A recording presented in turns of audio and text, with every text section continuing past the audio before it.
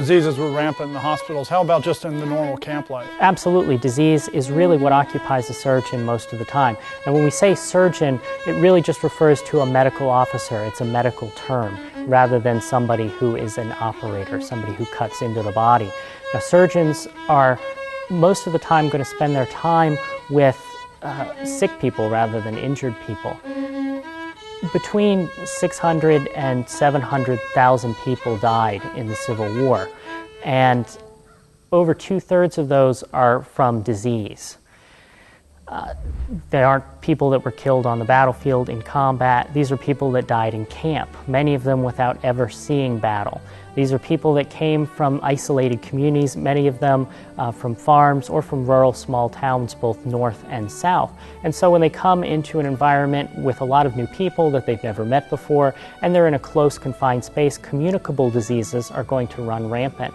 And a lot of these are diseases that we have immunities for or early exposure for, with things like measles and mumps. Even the chicken pox can become fatal if you're exposed to it too late in life.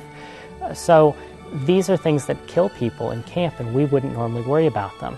A bigger issue is the sanitation in camp. I often say that one of the most dangerous things a soldier does in his time in the Army during the Civil War is to drink a glass of water, because they're getting their water from sources that are shared for a lot of other purposes. Certainly, the stream could already be infected with a lot of different microorganisms that could make you very ill. But when you put a large army along a stream, they're all using it, they're all getting their water out of there. Many people are bathing in it, they're defecating too near the stream, horses are being watered in that stream, so it becomes very dirty, very unhygienic.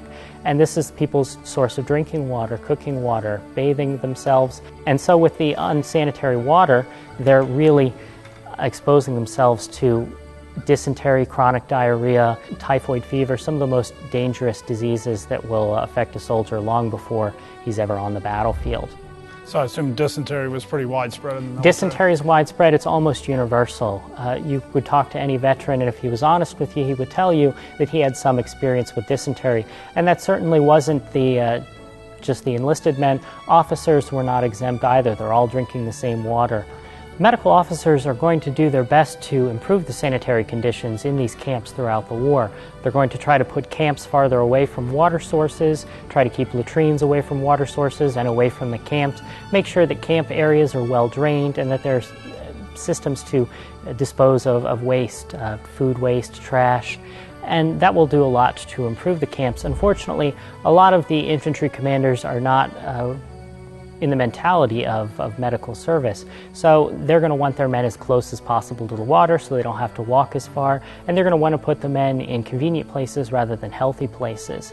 One of the problems that will affect soldiers throughout the war, especially in the American South, will be a lot of mosquito-borne diseases. Now we know that diseases like yellow fever and malaria, which at the time were common in America and no longer exist in the United States, that they're caused by mosquitoes that infect their victims. But they at the time didn't realize this. They did, however, associate them with the presence of swamps. They thought that swamps emanated bad airs that would lead to diseases like malaria and yellow fever.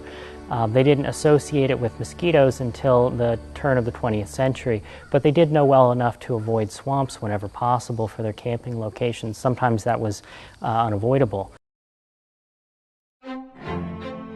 Thanks for watching. If you enjoyed this video, please subscribe and share it with your friends. You can also visit www.discerninghistory.com for more videos and other resources.